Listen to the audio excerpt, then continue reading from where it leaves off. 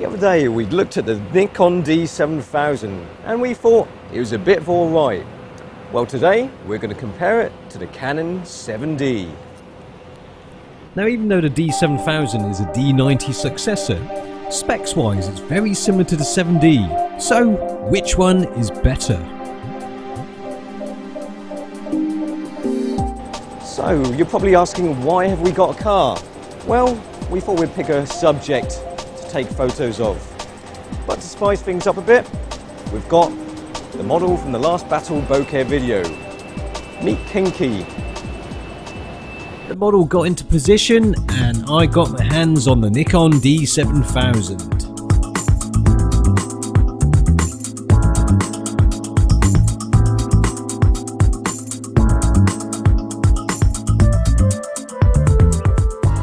And if you watched the last video, you'll know that I like it a lot. It's a full metal body with rubber grips. It feels nice and grippy in the hands.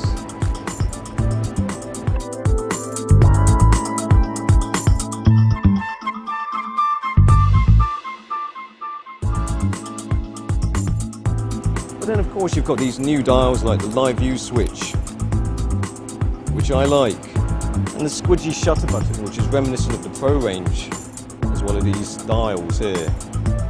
Lovely. These newly designed switches and twiddly bits are just logical. But it's the whole camera, all these upgrades such as the shutter button, autofocus points and the continuous burst rate. It means that it can actually compete with the Canon 7D. So let's take a look at the Canon. When you first grip the Canon 7D and compare it to the D7000, the grip is actually a lot better. It's more rounded, which fits a lot better in the hands. Also, the 7D is weightier in the hands. It's a lot more beefier than the D7000. It's a Big Mac of a camera. Now, even though it's a metal body, it does feel a little bit more plasticky. Sorry, Canon fans. But it is a tough camera. It's got weather sealing. But the D7000 also has weather sealing, although the 7D is probably a tad better in terms of robustness. Now, of course, the Canon 7D doesn't have the dual card slots like you have on the D7000, which is a shame.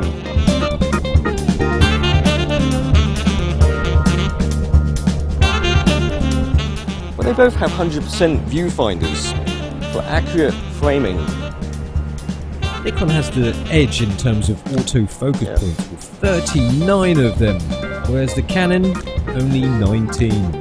But as well as covering a wider area, the D7000 also has 3D autofocus, which tracks your subject when you keep the shutter button half pressed. The AF focus points light up like a cheesy disco dance floor when your subject moves about. In fact, they're both pretty good in terms of build quality. In terms of ergonomics, I think the Canon 7D has the edge. But what about image quality? Anyway, so the Nikon's got 16 megapixels and the Canon 18. But what does that actually mean? Well, in terms of image quality, they both produce the goods.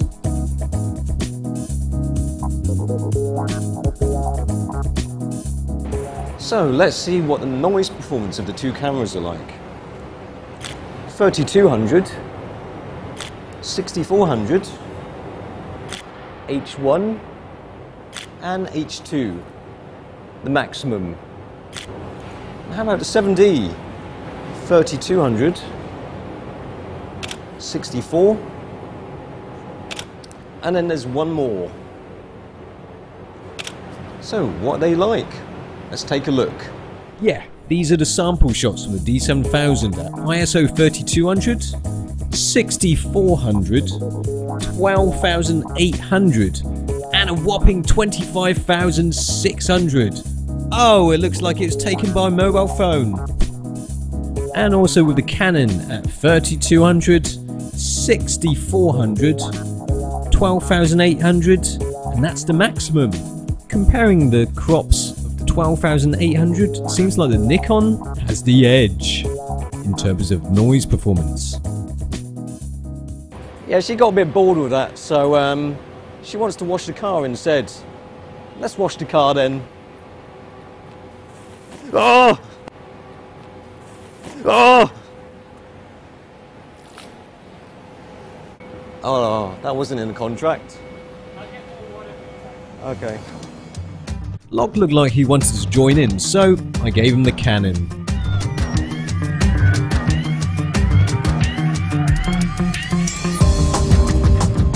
While she was working things into a bit of a lather, we were giving the cameras a bit of a workout.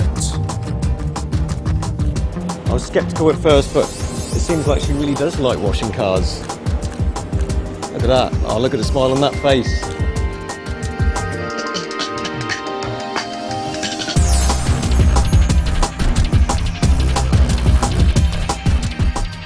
I think only one part of this car is going to get clean, it seems.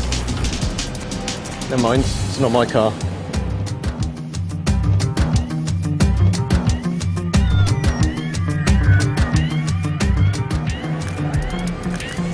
I have to say, I find the 7D a little bit more responsive. Although you can't really fault this new D7000 with its 39 autofocus points. Yeah. Alright, so I'm done with the D7000.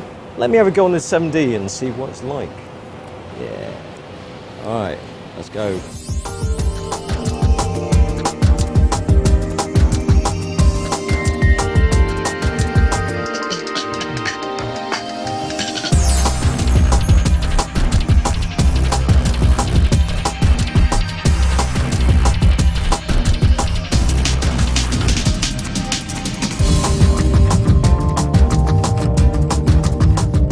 After taking a few shots with the 7D, I started to love the way it snaps into focus so quickly. It feels so responsive, like you're tickling the shutter into action with your finger. Clicky bang! Dare I even say it, that it feels quicker to focus than the D7000, although I don't have the facts to back that up. And then she got bored of that, so we went to test out the video functions elsewhere. First off, the 7D in manual focus, and it's all good, providing that your fingers and your eyes can do a good job.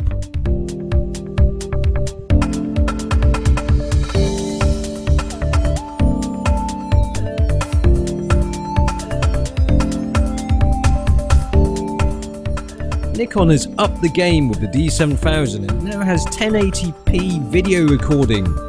What does it look like? Scrumptious!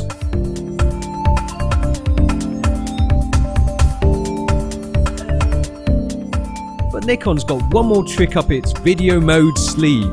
It's full-time autofocus in video mode. Yes, full-time autofocus, but not full-time flawless.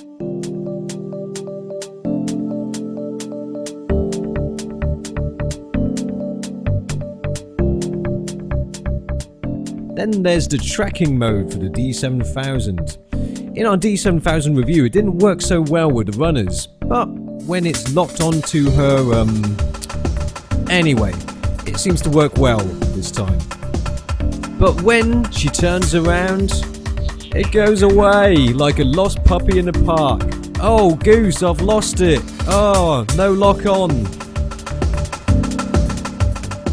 Then there's face detection, which works reasonably well, although sometimes it's not completely in focus.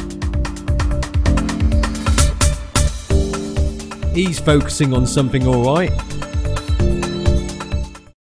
We like the D7000 a lot. It competes with the 7D very well with its full magnesium alloy body and weather sealing, along with some other great features like stonkingly great 39 autofocus points that will appeal to those serious shooters out there. But it has to be considered that the 7D has been around for quite some time now, and let's face it, it's still a phenomenally good camera today. Personally, I kind of prefer the 7D for its responsiveness, but they're both very good cameras and you shouldn't feel bad for choosing either.